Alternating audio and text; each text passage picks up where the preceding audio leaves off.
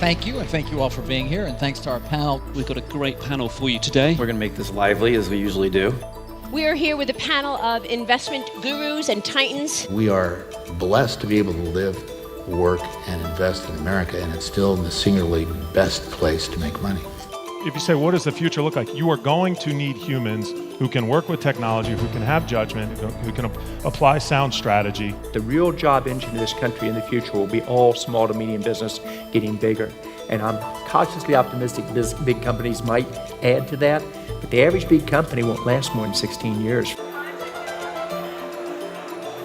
China or India or Brazil, which are gigantic economies, and ultimately I think those of us in the West should say these are not emerging markets so much, they have emerged, and if you're not investing in them, you're going to miss so many opportunities. If I asked you, do you think the top 1,000 institutions around the world pay more or less to have their money managed now than they did a decade ago, what would you say?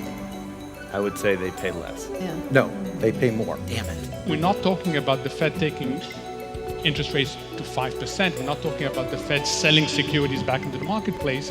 We're talking about a very gradual process that will see probably 2 more hikes this year for a total of 3.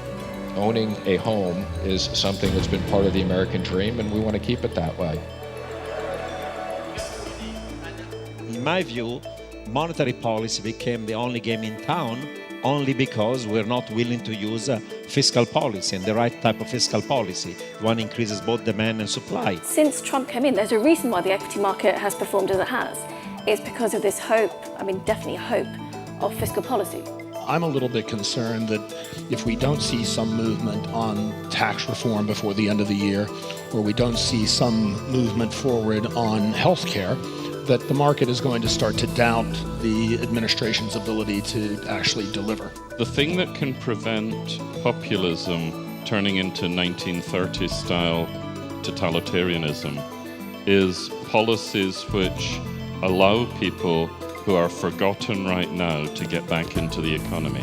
It has to happen. We are in the 4th industrial revolution of the history of the world, right? And that is the more significant impact on businesses right now. It's probably the most exciting but the most treacherous time to be an investor in my view in the past 30 years. Thank you so much.